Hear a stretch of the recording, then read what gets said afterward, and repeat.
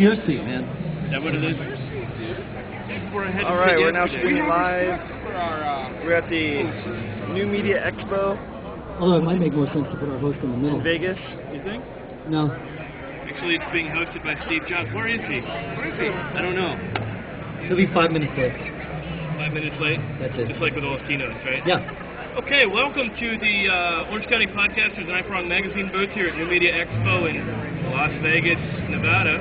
And right now we've got our iPod and iPhone, or should we say iPhone and iPod experts panel. We'll talk about that a little later, about which name should be going first at this point. We wanted to really do this one up right, so we've gone and gotten, when I call it the experts panel, I mean it. These are the biggest authorities, the best authorities in the whole Apple, iPod, iPhone realm. I'm going to let them introduce themselves, and I'm going to throw a surprise question at each of them just to mess with their heads. But who wants to start? John, do you want to start? Sure. I'm John. I'm Victor, and I'm from typicalmacuser.com. Thank you for having me. So I didn't know you were coming, Victor. Is slipping under the radar? I did. We were going to go to Yosemite, but it caught on fire, and, you know, Vegas is always a good second choice. There you go. That? He's here because his first destination was on fire. That would be correct, actually. We're glad you're here again. You were on a panel last year, and rocks, man. Thank you for having me. I'm Dave Hamilton from Backbeat Media, the Mac Observer, and the Mac Cat podcast. Thanks for having me. Where's your mustache?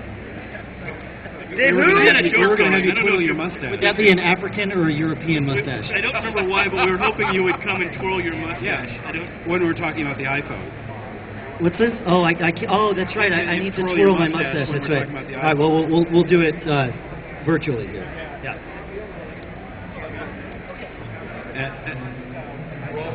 We're having some fun with this, right? Before we start fist fighting each other over the iPhone 2.0. Well, I'm Michael Johnston. I'm from iPhone Alley and the iPhone Alley podcast.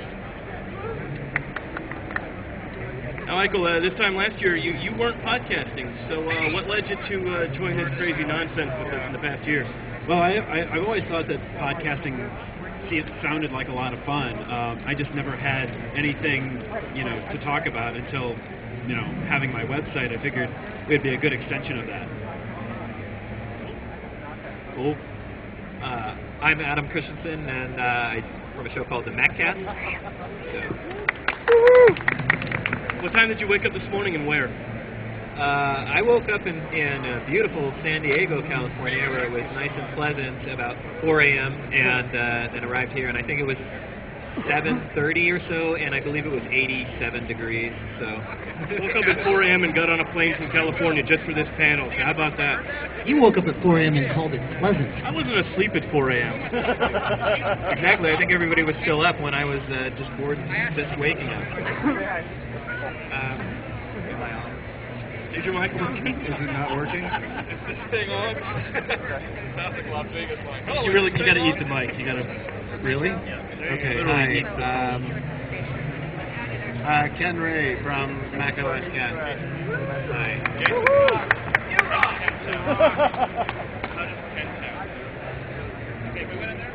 I have nothing to ask you, Ken. You blow my mind, man. What time I woke up and where? No, I already used that one up on the bingo card. Yeah, it's a good thing. But you've had some interesting changes going on. You I have. You have. I don't know whether I should get into our personal lives already, but I'm excited about what you got going on. Thank you. We're not gonna... No comment. I got nothing. Listen to Mac OS Ken. Let's not more later. That would be good, yeah. No, I moved. Yeah, right. I moved across the country. Oh, is that all? No, I'm talking about the other thing. I'm going to try the whole full-time podcaster thing, so we'll see how it goes. That's the plan. Who the hell put me in charge? Ken Ray is my hero. Ken Ray, we were picking on Ken yesterday. I was saying how I listen to his show every day on the way to lunch, and then Jason Tucker was saying he listens to it first thing in the morning, and I think you thought we were groupies or something. I'm okay okay with that. My chest? I'm fine with that. Yes, I will. Okay, before everybody stones me or goes home, we should move on to the 4 a.m. Bill was outside Ken's hotel room, just waiting for him to come out. But why, Ken? But why? What? I missed the last thing. I'm sorry. I'll just stop talking. This time last year we were talking about the brand new product that had been announced, I don't know, lost my voice already. About 9 months earlier, but they just released it a couple months earlier. This newfangled thing called the iPhone. Everybody went and bought one, millions and millions, but a lot of people said, I'm going to wait for the second one because I know how this works. I'll get the second iPhone. And it just came out, and it's, well, the rumors are right. It's got 3G, it's got GPS, it's got LMNOP, and all these other things. So, in a nutshell, if somebody, you know, they hear iPhone 3G, they don't really know what the new iPhone is all about. What exactly is new about the iPhone that people need to know about as far as this new model? They need to wait. They need to wait. I think they need to wait, honestly. I mean, if you want to talk about the cool parts about it, you've got the GPS, like you said, that's good, it's lighter, it's got a different form factor, so if you're the kind of person who feels really good about having the newest thing, then you can show that off, but software is buggy, and it's like, I feel power slipping into my pocket right now, out of my iPhone. It's lovely. It really is, but it's a weird thing because they actually got it right on the first one. And then there seems to be more problem, I think, with the second.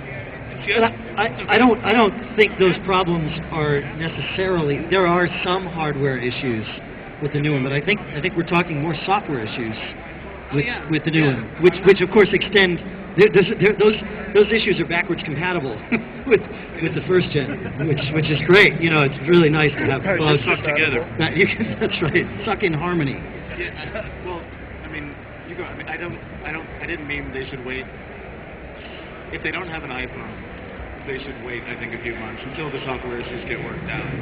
It's still a totally sweet phone. Well, you know, I was the one guy on the panel last year, I think, right, that did not have an iPhone. I was the one dissenter. I had a Trio. I was on my second year of the Trio, and then just rounded the corner on my third and went and got the new 3G iPhone. And compared to the Trio, and I resisted this for a long time, it's a much better device for most things. The keyboard is actually better than typing on a Trio. For somebody that used a Trio for 3 years, I got very fast time. It is the right thing. So I don't know that I would recommend that people necessarily wait. It depends on what you need the phone for. For me, I found living with the Trio every day, there were a lot of things. It did everything that it did the day I got it, but there were a lot of things that I couldn't do that everyone else was able to do that I wanted to, or even in some cases needed to do. And so moving to the iPhone allowed me to do that, like browsing the web. When I got my Trio, browsing the web on the Trio was the expected experience on a mobile device. The iPhone changed that definition, and therefore made it so that I needed to go get one of these things. So. I think, Dave, like for me, I think one thing might be that the first gen iPhone was something that people would break their contract for. You know, I searched for months to figure out ways to get out of my contract without ETF fees. I think maybe on this one, maybe the answer is you don't have to rush to break your contract because it's going to get better. It's had some early issues early out of the gate, and it's only going to get better. But if you're due for a new phone and you want the iPhone, I mean, this is going to be it for a while. And as you're pointing out, it's probably mostly software stuff. The battery, I don't know. I don't know how they're going to get the battery better. I think that you talk to anybody who has any smartphone with a GPS and 3G, and they'll tell you the battery life sucks. And Apple's is at least in the ballgame, and from what I understand, maybe even a little bit better than a lot of other devices. Yeah, you know, if you lower your brightness down and turn off the auto brightness thing, and kill Bluetooth, and kill Wi-Fi, and kill GPS, and essentially, you know, neuter the thing, you know, the battery might even last all day. It's pretty good. So. Especially if you just leave it turned off all day. Well, that's what I mean. I mean, completely right, just black screen. Well, it's, you know, and the first one had this too, but people didn't talk about it. It has the mirror app. I mean, boot it down and don't ever turn it on. Right, you turn on the mirror app where you got that black screen on the front. If you leave the mirror app running, then you're totally good to go. Here's the thing, though. I mean, since when did we start saying, well, this Apple product kind of sucks, but it's not as bad as the competition? I mean, how many of you have the new iPhone? Me and Adam don't, right? I didn't do it because I kind of chickened out on the first day. I'm like, I'm going to make sure I've got an external battery option because the original Cradle I had didn't work. It took me about a week to find a new battery option. By that time, I'd been using 2.0, my old one, and I got to the point where, holy crap, I love my iPhone for the first year. There are things it couldn't do. Now I hate my iPhone. And that's not good because, you know, like there's the word iPhone in the name of my publication. And it's not cool because I hate my iPhone. I was going to throw it in traffic the other day walking down Hollywood Boulevard. You hate it Specifically why? I hate it because everything that used to work doesn't. I'm listening to music and I go in the Maps application and the music starts skipping. 6.5 years, 20 iPods and an iPhone, nothing's ever skipped. And my thing is, if the iPhone 1.0 ran like this, I'd be like, all right, it's 1.0, it'll get better. It didn't get better. It's got monumentally worse, and I just can't think of a time where Apple put an update. Yeah, we've talked about this, where there are updates like Leopard comes out for the Mac, and a small number of users have a crash and a catastrophic result. But 2.0 seems like it sucks for the majority of users. I'm about ready to downgrade. I probably am when I get home, and that's, I don't know, I'm going to be cut off from the new people, but I need my phone to work, and so I'm kind of torn, really.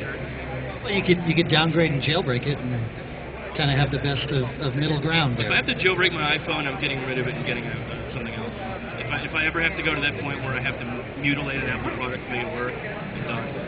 I don't think I'm there, but because 1.14 worked, right? Works. And the apps they're nice, but they crash too. So why have them? And I'm talking temporary. When 2.1 comes out a month, I'll go back. But I don't know. I'm almost tempted to say to everybody, just downgrade. If you're having a problem, just downgrade for now. And I don't know if I'm out of line saying that to people, because it's kind of a radical thing to say. It's like saying, get rid of OS 10 and go back to 9 or something, which I never would have said. Although plenty of people did, right, when OS 10 came out, people jumped to it and then went back for a while. And then, 10.1 came around, really 10.2, and then they went to it. So that's not necessarily bad advice. Of course, it doesn't work for anybody with the 3G iPhone. But right, yeah. Right. Because I'm basically saying don't buy. If I say that, I'm saying don't buy a 3G iPhone if you have the original. And it also worries me because if I say that, then a lot of people are going to hear that. Oh, he's saying don't jump from a Razr or a BlackBerry to a new iPhone. Which my thing is no.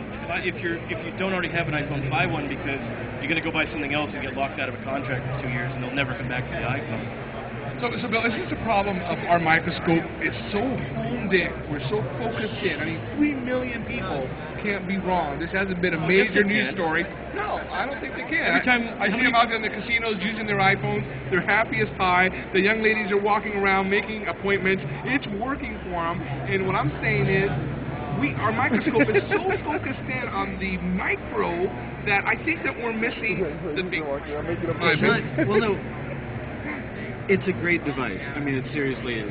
You've got more computing power in your pocket than anyone ever expected, I think, that we would. That's great.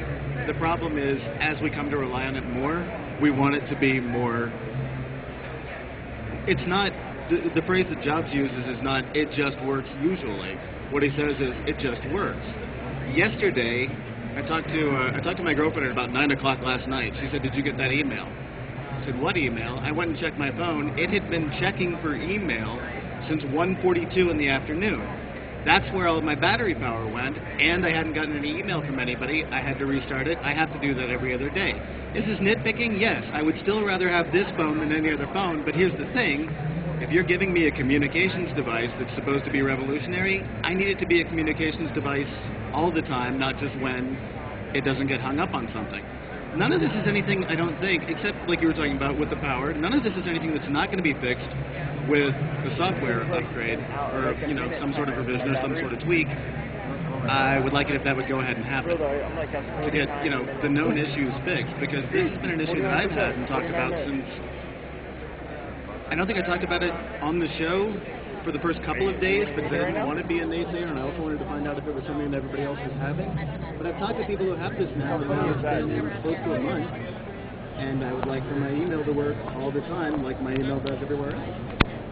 Yeah, I think, Bill, you kind of hit it a little bit for a lot of us, because I on my last show came out and kind of talked about, is Apple spreading itself too thin a little bit? Do they have their fingers in too many places, and is it being hard for them to grow at the rapid growth in all these different markets that they're growing into? And I think they're not quite paying as much attention to details as they have in the past. And so for us diehard people, as Victor's pointing out, who had the Holy Grail, we've had the perfect, we perceived to be the perfect phone. You can debate on that, but it was a pretty great device, as you're pointing out, with 1.0. And now these are minor little things, but to a lot of us, with this microscope view, it's pretty huge. It's a pretty big deal.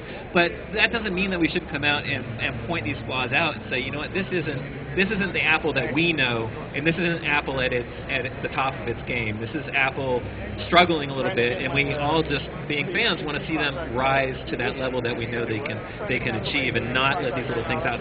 A lot of us, I personally would have liked them to see them wait a little while longer and just push the date back, but I think they were really under the gun in a lot of areas. But this is something else new that they're doing. They're pre-announcing products. They never pre-announced products before, so they never had the problem because we never knew what was coming out until they told us they had it.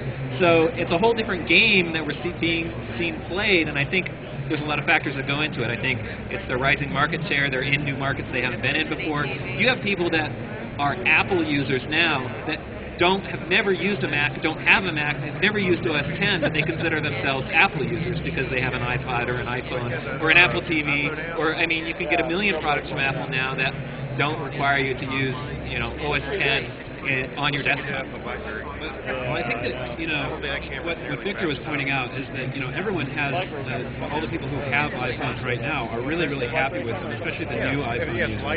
Because the iPhone, even with bugs, is still better than most phones. And we have seen with the first... Better than all phones.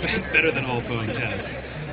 But we have seen, with the first generation iPhone, with the 1.0 software, it was a masterpiece. And we know that Apple really cares for the iPhone and wants to make it better. And we've seen with, OS X in the past, like with Leopard, I was talking with Bill about this. With Leopard, we had a lot of bugs when it was first put out. And that kind of goes the same way, whenever Apple releases a new major version of their product. But they always fix it. They always have this, micro level of awareness of all the problems and issues in their products. And so I definitely think that we can look forward to, be it 2.1 or 2.2 or whatever, but I definitely think that Apple is certainly working on it. And I think that, with all the things that they were adding with the OS, as far as, hooks for third-party applications and the enterprise stuff and all the new stuff that they're doing with it, I think that's, what's keeping it so unstable right now, obviously, but I definitely think they're going to fix it.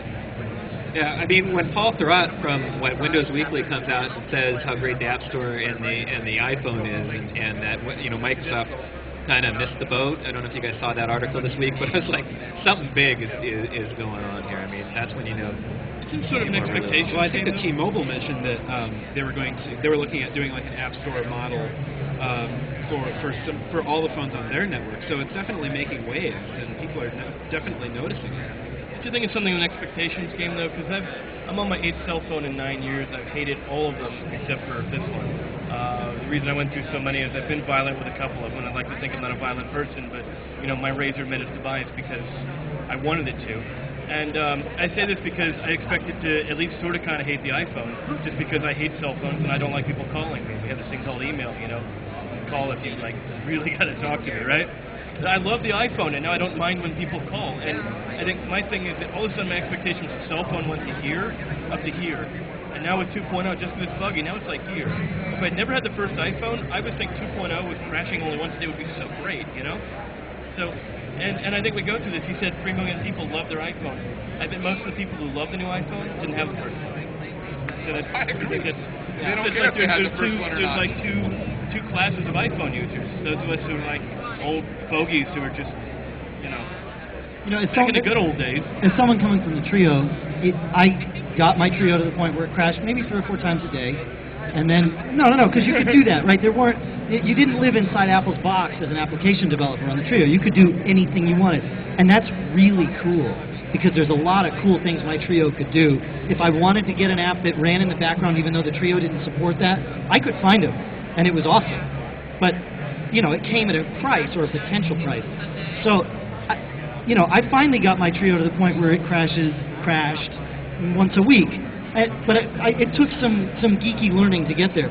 I didn't have to be a geek at all to get my iPhone to the point where it crashes once a week. It probably does that all by itself. That's why it's so user-friendly, right? It's so user-friendly. It crashes it's automatically. The same. It crosses all set for you. Yeah. Well, we spent some time talking about the new iPhone software. Do we all agree that it's a temporary thing, and when a month or 6 weeks from now, do you think it's just going to 2.1 beta 3 build? I mean, if you've been watching the rumors and what's happening with the development, sounds like 2.1 is going really fast, and that should be a good indication, like Michael was pointing out, that Apple is hearing the cries and they're aware of it and they're gonna do something about it. So I hope that fixes a lot of the little these are annoyances, really. I mean, let's talk about what crashing on the iPhone is. It goes a little slow occasionally, or maybe resets an application. I don't get a lot of hard resets. I don't know if you guys are getting a lot of hard resets, but I get, like just pointing out, maybe one thing where it totally resets itself once a week. Yeah. But the majority of it is some weird thing. Like I was showing these guys my photo app every once in a while, giving me this little Modrian kind of stylistic mode, and I just figure it's Apple trying to help me add more art to my photography. But it'll block things out, and that's happened a couple times. But it's a really weird minor thing. Well, it's quirky enough to where you go to launch an app and it won't launch, and you try another app and it won't launch, and you have to know, okay, now it's time to reboot the phone. Is that, is it life-threatening? Is it even a deal killer? No, but it taints that experience. So I just got to share this one because I was walking down the street. By the way, Lisa Loeb, September 16th, cover story by iProng magazine. Go subscribe now; you'll get it next month. I was listening to Lisa's music, and her famous songs that you say, you only hear what I want to. My iPhone. Can you sing more of that for us, actually, please? No. Okay. Thank you. That'll cost extra. That'll be tonight. I'm the surprise performer at Coverville. My iPhone locked up, and it was you say, over and over and over again. And that's looping, man. That was when the looping. iPhone it's a was feature. just about to go out in the street. I'm like, what's a hard reboot? So, I mean, I don't know. It's just like it's a comical device now. It's kind of funny, but I guess we all agree that this is a temporary thing. So let's move past me and my whining and you guys trying to console me. And let's set aside the temporary glitches. Let's talk about the overall platform. We've got this app store now. We've got all these applications. There's a ton of them. There's a ton of downloads. I mean, is this about what we expected? Is it more? Is it surprising that this is such a big phenomenon? Wait, I want a competition. I want to call a competition. How many screens full of apps does each person here on this panel have? I'm just curious. I think I have 3 and 1 of web apps, so I won't count that, but I have 3 full screens of apps. It becomes a disease. Downloading applications becomes a disease. I'm actually afraid to install anymore. I like 3 pages. How many? No, I 3 just got my pages of ninth web. third-party I sure did applications, look like a page of web apps, and then a couple Winner gets extra one of these, apps by the way. on the Apple page. I got 5 pages of apps. I think I have a. I have 52 emails Hi, I'm since Dave. I sat down here. I have a problem. 2.5 pages. Oh, Victor, you're lagging. So I have more than you.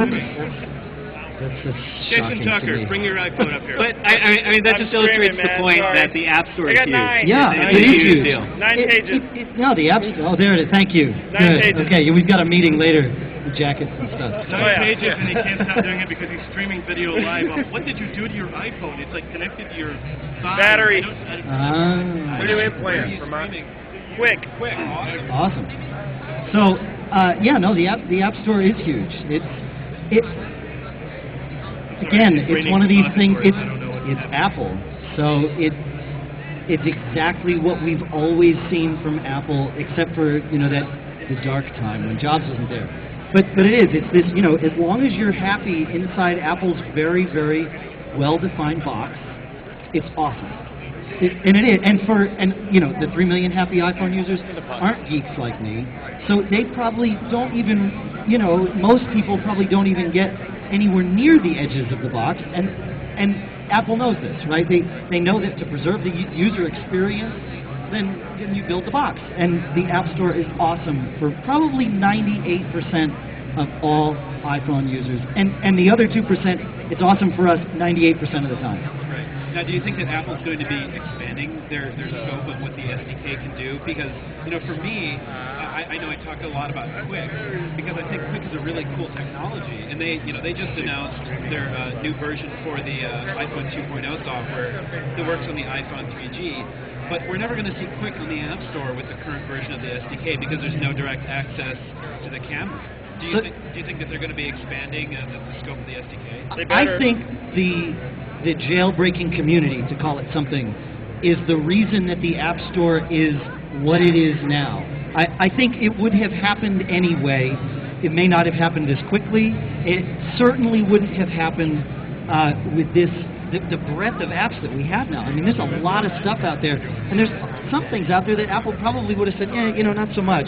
But having people out there frustrated enough with their phone to say, look, I know it can do more, I want it to do more, and I'm willing to risk totally ruining my phone to do this, that pushed the App Store to where it is today. And I think, you know, and so that was the, if you want to use Apple terminology, that was the killer app to force Apple's hand into the App Store. Something like this, that's the killer app to force it to the next level. We all know the iPhone's capable of it. I mean, proof of concept right here. There are people watching this right now that aren't in this room because of the iPhone. Okay, there's your killer app. Apple needs to address that. And they'll find an Apple way, and it'll still be inside the box. There'll just be this extra little room, and they'll make it work in a way that placates 98% of them. I won't say us, because we won't be happy. I thought the killer app was I Am Rich.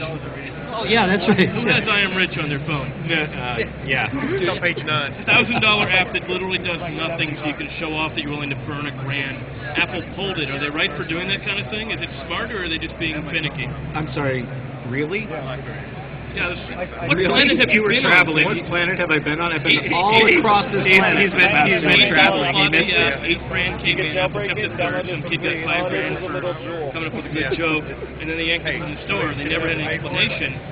Is Apple just protecting their turf and getting rid of the idiocy, or are they being like evil overlord? I'm not really sure. I'm asking you guys. Forgive me, I have a question, and I'm going to take it a little bit outside of what we're talking about. Are there any negative implications? I'm not saying there are, but are there any negative implications for the App Store and whatever the next big device is going to be from Apple as we move towards the tablet, as we move away from any kind of Out of 100, and it shows like a CD-ROM or anything in the computers that they're coming out with? Are we moving to more of a walled garden into our bigger computing experience? I did Is that okay? I talked about that exactly on my last podcast. It's very funny. I took a lot of flack for it, actually, from a lot of the community, because I did question, is it right for Apple to have this much control? Because yes, you know, that app was stupid. It cost $1,000. I thought it was stupid. You know, I was frankly surprised that it got through the screening process in the first place. But for it to get out there, and Apple's been doing this with a lot of apps now, these apps are getting out there, so you can break out of that walled garden or that box if you're really quick. And you know, Steve Jobs came out this week and said they do have a kill switch to maybe pull some of these back if they want to. Now, they haven't actually deleted apps from phones yet that I'm aware of, but Apple having that much control over the software, I understand the hardware, but I kind of made it analogous to, could you imagine the outcry if Apple said, you know what, you've got to buy all of our applications from this store for your Mac that we built, and, you know what, we're going to screen all the apps, and if you want an app that does this, we're going to tell you no, you can't. So it's different with the iPhone because we've got the iPod, and there's some different rules playing with the mobile markets, but it does concern me.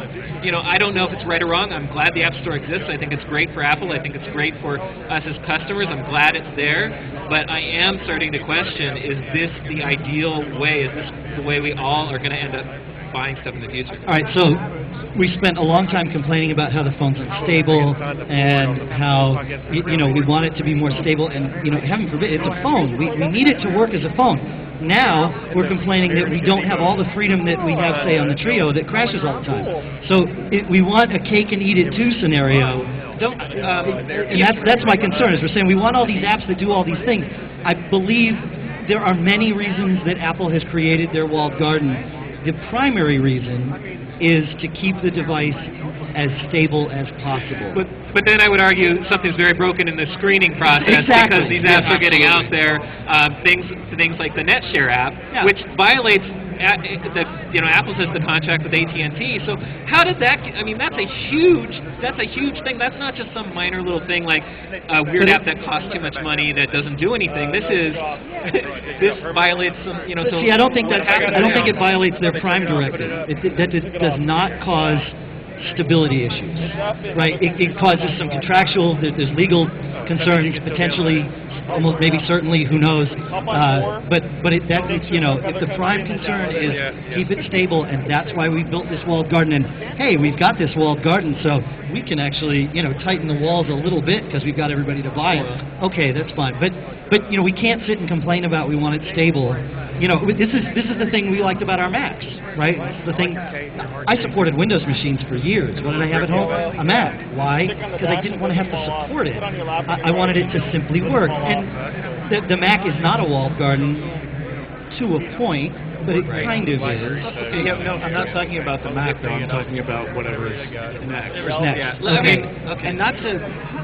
And I'm not talking about the iPhone either. I'm fine with the iPhone the way it is. I mean, I would like the bugs to be fixed, but the App Store I totally get. That's fine. What I'm wondering about is with, and it didn't go well, but with their push towards cloud computing and with the constant rumors that there's going to be like another sub-notebook or the tablet or whatever it's going to be, with Snow Leopard, when it comes out, running so much thinner, running so much faster, needing less power, it feels to me like what we're actually watching right now is a move to, if not a different platform, a different way of thinking about computing. The question at that point is, are they going to have that same stability thing, or is it going to be like a Mac just cheaper? Is it going to be like a Mac just faster, or is it going to be something that comes in cereal boxes that actually does computing? It's super cheap, will take care of everything, everybody's got Apple now. Oh, and here's where you get this, here's where you get this, and no, you can't go to, well, you can't go to CompUSA because they don't exist. But you can't go to Best Buy and get what you need at this point. Yeah, I'm not afraid of it. I'm just curious. I think it's fascinating, and I'm wondering if that's the way it's going. In that same direction.